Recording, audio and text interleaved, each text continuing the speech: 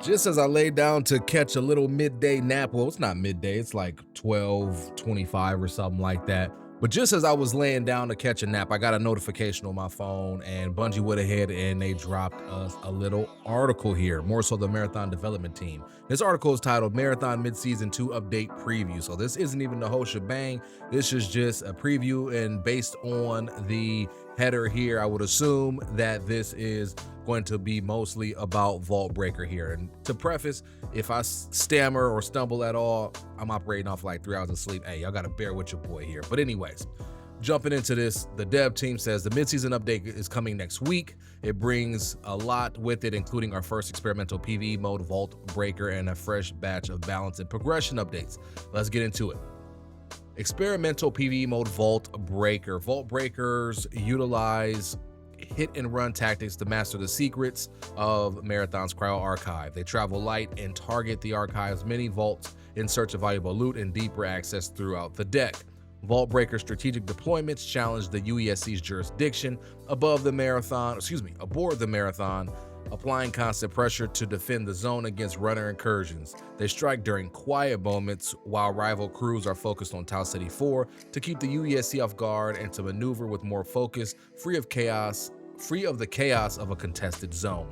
When update 1.1.5 arrives on July 21st, the Vault Breaker mode will open its doors and send runners into Cryo Archive for Marathon's first experimental PvE mode. You can jump in straight away, whether you're running solo, as a duo, or with a full trio. And that's true regardless of your runner level. Vault Breaker offers a roguelite PvE experience inside Cryo Archive, where you'll take on progressively tougher vaults across multiple runs. You'll acquire vault data to upgrade your special sponsor kit, more details below, or spend that progress on gear in the new Vault Breaker Armory that features weapons, items, and more that you can bring back to your other adventures across Tau Ceti. Note, all items and gear found in run are restricted from exfil except event currency, and rewards will only be available during the event period. So best to prioritize room for vault data and, of course, items essential for you to make it to exfil. Vault Breakers are very first experimental PvE mode. We're excited for you all to jump in and check it out, and we can't wait to gather up all your feedback and data as we continue to work towards our full PvE mode arriving in Season 3. Okay, Vault Breaker begins with update 1.1.5 on July 21st and runs through August 4th. Okay, gotta put a quick pin in that. That's very, very interesting. Did we already have this confirmed? The fact that Vault Breaker was going to be just an experimental mode and they're going to be dropping a full PvE mode in Season 3? Have we known that? I feel like we haven't known that. Maybe we did, and again, that thought just has jumped out of my brain. I have no idea, but that's interesting. I was really paying attention to like the wording here. Like I seen up top, first experimental PvE mode, right? That lets me know that they're going to do other experimental PvE modes, right? And then also that let me know too that this Vault Breaker thing is going to be like temporary, maybe something that runs every so often, like the Iron Banner and Destiny or something like that, right? So I was picking up on the verbiage here, and then they just went ahead and kind of confirmed everything towards the bottom. So I'm very interested to see how that all plays out. Hey, look, PvE homies, look, this is it for y'all. This is it for y'all. This is y'all moment. This is where I need y'all to pull up and rock out and give the feedback on Vault Breaker in the full PvE mode that will come in Season 3. Let us know. All right. Pick it back up on the article here. Vault Breaker Armory. The update also brings changes to the Armory tab, including a new Vault Breaker Armory option under the event section. Each run, you'll earn Vault data, a special event currency that can be spent in the Vault Breaker Armory to upgrade the special sponsor kit for stronger PvE runs, or to purchase items and gear that can be used outside of the event. There are 2 tiers of Vault data to earn. Tier 1 Vault data can be found in vaults and then needs to be exfilled.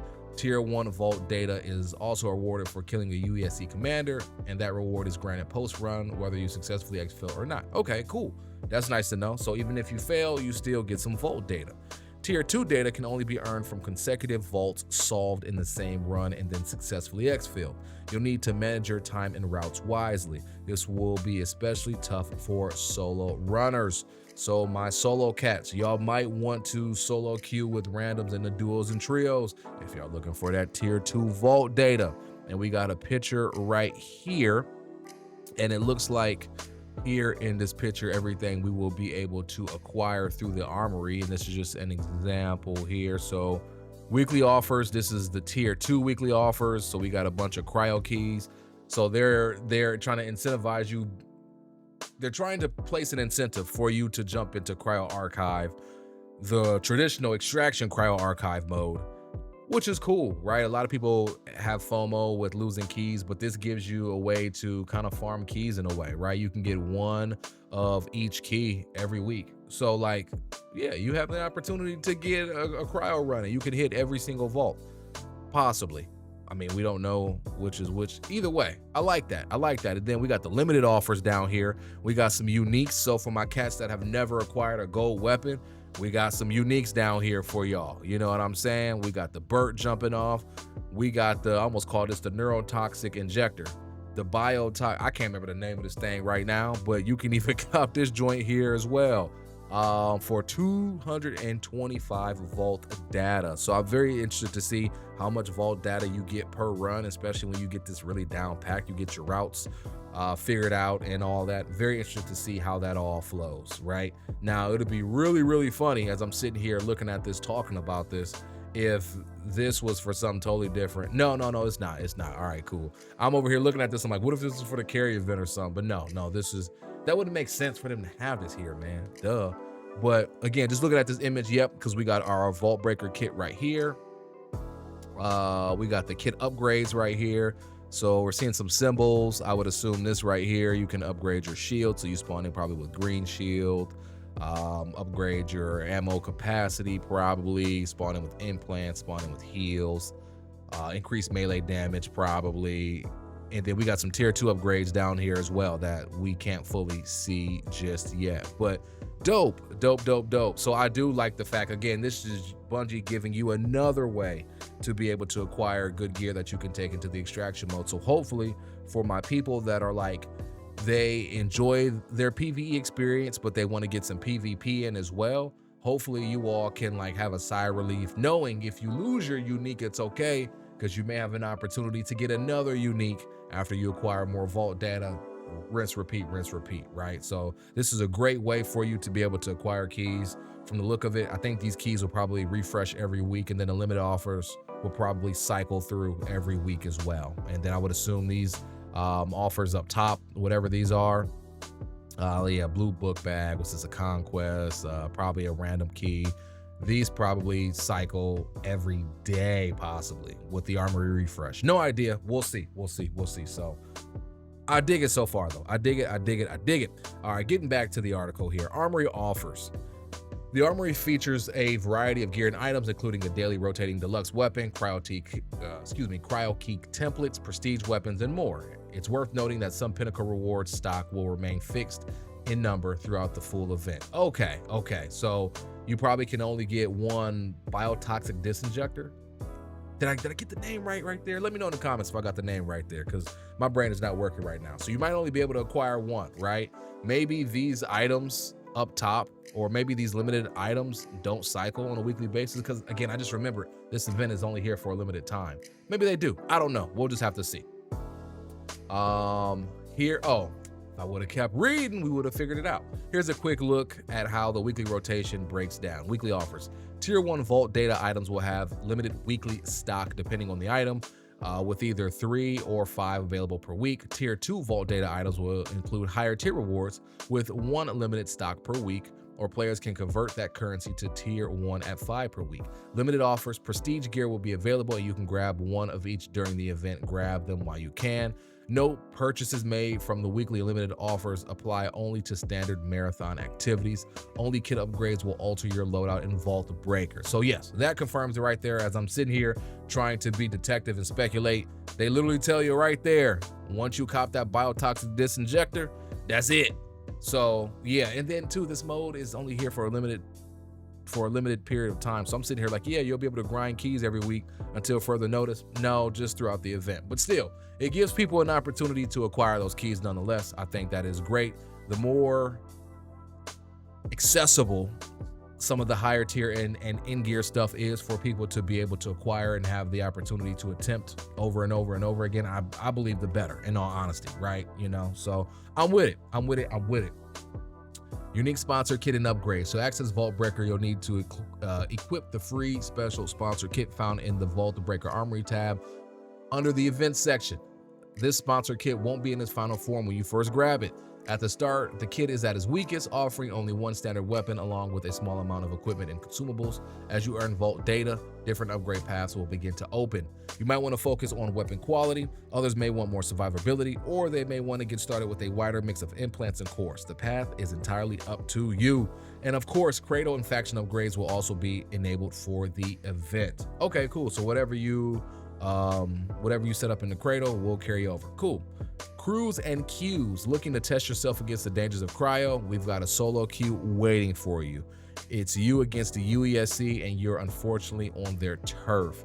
Want to bring some backup or learn Cryo alongside your friends? As always, worry not. We'll have duos and trios, both for match-made and pre-made crews. And to commemorate your time aboard the UESC Marathon as you try to break some vaults, there's unique codex challenges that will reward you with some cosmetics to show off to your fellow runners. Okay, cool. So like this right here, like are they talking about Vault Breaker here? Like we have a solo queue waiting for you, or is this for like cryo, like the extraction mode cryo, which is where if there's a solo queue, I would assume you can queue into it and everybody in the lobby are randoms, you know? So all the teams that are in that cryo lobby are like random teams, not pre-made. Unless you go in with your homies, then it will be pre-made. Maybe that's what I'm interpreting, but I could be wrong here. Like this language is a little too ambiguous for me to fully comprehend, if I'm being totally honest there. So we're just gonna have to wait and see and play around, you know? Codex challenges and rewards. Play Vault Breaker. Oh, that's gonna be so difficult to get. Solve Vault 1 or 2 and successfully exfil in Vault Breaker. Solve Vault 3 or 5 and successfully exfil in Vault Breaker. Solve Vault 7 and successfully exfil in Vault Breaker. You know, I wonder if you can get the subroutines in this. I would assume not. Yeah, I don't think you can get subroutines in here. If you could, that is like low-key a cheat code for everybody to have the opportunity to get all the subroutines and then go check out the compiler, at least in the extraction mode. I don't know, it's Vault 7 here, like I guess you will get to fight the compiler in this Vault Breaker mode. But if you want greater stakes, then you know you can go ahead and take it over to the main extraction mode. I don't know. We'll see. Yeah, there will be 4 unique Vault Breaker Codex challenges available that reward cosmetics, and we just checked those out. I'm not going to reread that. Sandbox and update highlights. Weapons and equipment, excuse me. Howdy, weapons and equipment team here, and we're here to highlight a couple of changes coming in the mid-season update. This will not be every change in the update, but we wanted to put a few of these in front of you early, perhaps to prepare your vaults just in case. An Agent of Chaos returns. Back from the timeout corner, the Waster is indeed getting buffed, though not quite back to its former glory. Let's dive right in. The Waster Combat Shotgun. Damage increased from 85 to 100. Reduced precision bonus multiplier from 1.05 to 1.0. Okay, so there is no bonus multiplier because if you times 100 times 1, it's still 100. Okay, cool. Increased spread by 20% across all stat tiers. Reduce aim assist fall off start at the top end by 30%. Return stat tiers to compensate. Reduce aim assist fall off at the end of the top end by 12%. Return stat tiers to compensate.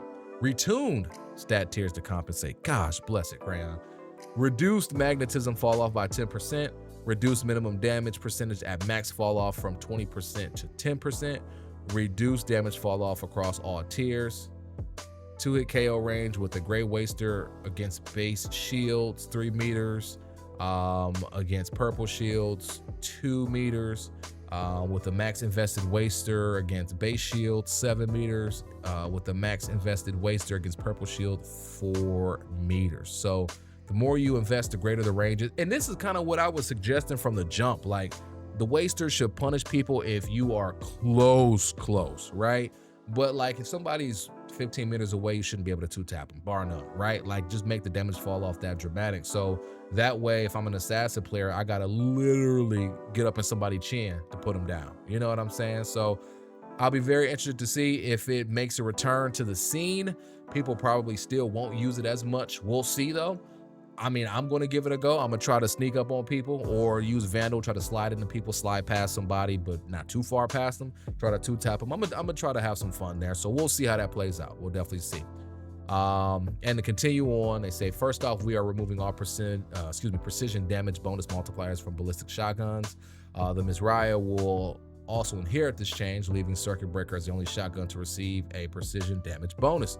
We feel that this better matches their identity as burst damage options that are about putting as many pellets on a target as possible instead of the head. So Circuit Breaker, I mean, I've been seeing people start to run it more and more. This is only going to lean more into a Circuit Breaker meta, especially for people that are nasty with the aims. Cool. While the Waster is regaining its 2-shot down potential, it is now extremely range limited. Through build crafting, it is possible to extend this range just a bit. We are excited to see how this plays out, as it is somewhat of a middle ground between the menace that the gun was at launch and where it is today. The Waster has a deserved reputation for terror, so we will be watching this closely. And of course, the Mizraya will receive some much needed adjustment on the 21st as well. Look forward to the full patch notes for details. About the spicy handgun, it's safe to say the D54 Battle Pistol made a wild impression in its Tau Ceti 4 debut. We're happy that the people are enjoying the gun's feel and identity, but we're also aware that it may be a tad bit out of hand. Maybe it's a tad out of band. Oh, I thought they meant to say hand. I don't know. All right, whatever. Here's the mid-season update balance changes for the Battle Pistol. D54 Battle Pistol reduced precision bonus multiplier from 1.5 to 1.38. Reduced damage fall off range and maximum across all stat tiers by 10%. Max 100 range stat damage fall off minimum goes from 38 to 34 meters. Max 100 range stat damage fall off max goes from 72 to 64 meters. It seems like a small series of changes, but this change means the D54 BP requires 3 precision bursts to down a gray shield runner, up from 2 bursts, and 4 bursts to down a purple shield runner, up from 3 bursts. In our playtesting, we believe that time for extra bursts has a tangible effect on bringing the Battle Pistol in line with other weapons. So people calling for that D54 nerf, you are welcome.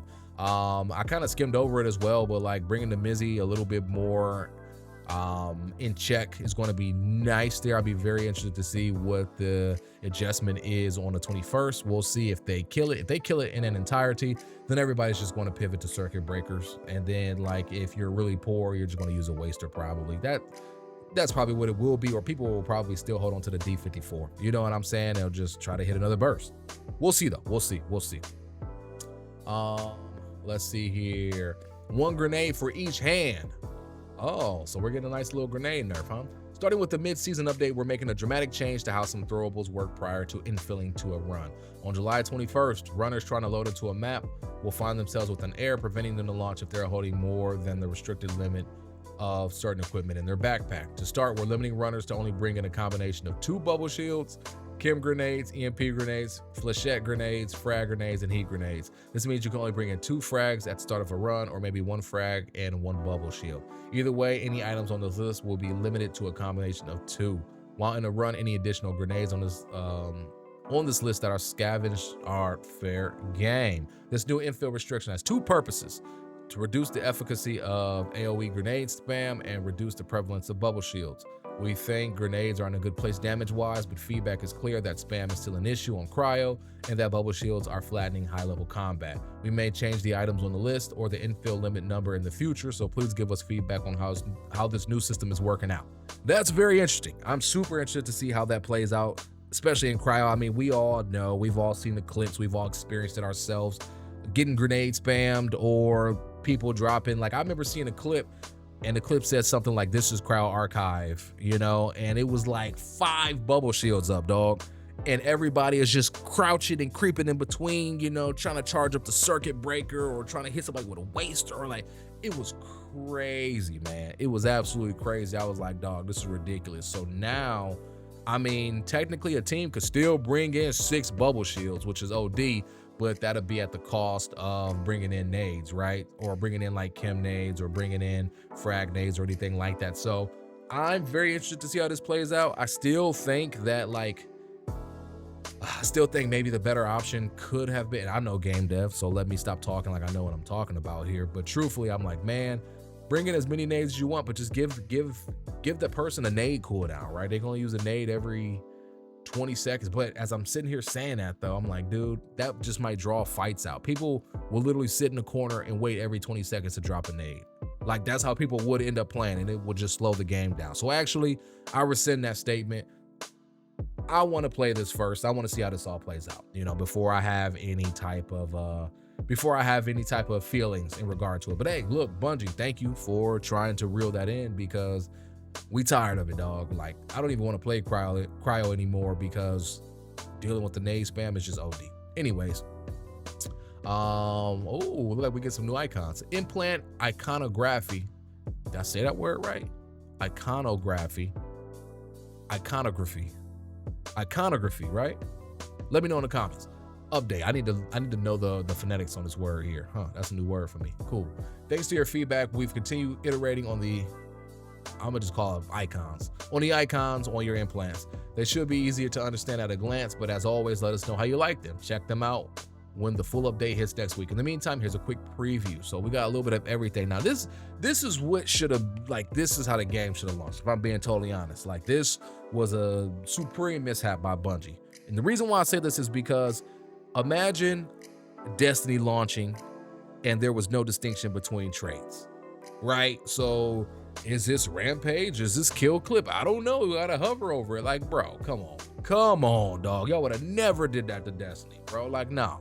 So thank you for giving us the distinction now, though. I'm not gonna fuss too much. I'm just glad that it is here. So now we can look at stuff and be able to, like, to just be able to, what's the word? The word just literally ran out of my brain. Whatever. I'm just glad I'm going to be able to identify stuff at a glance, right? It's going to make looting much more efficient and all that stuff. I'm with it. This is a W. Last point here, Cradle evolution system.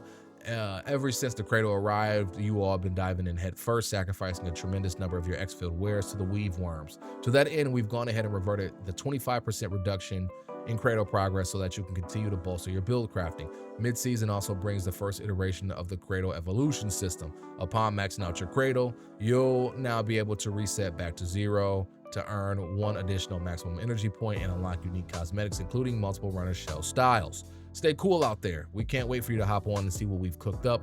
Vault Breaker, which runs from July 21st through August 4th, is our first foray into an experimental PvE mode. And our ears will be to the ground listening to your feedback that will help us continue to iterate as we continue to evolve PvE into Season 3. Make sure to drop by our Discord, send an @ to our Twitter or Blue Sky, and of course, be sure and drop by the Reddit. So, I mean, that was still a beeferson. Even though that was just a preview, that was still a beeferson in my opinion. Like, what? I just sat here and let me look at my timer. I've been recording for 23 minutes. I probably only, well, it probably could have been like 15 minutes. I rambled a little bit, but all in all though, like, I'm very interested to see what else comes out following the preview. You know, I'm very interested to see what else is coming.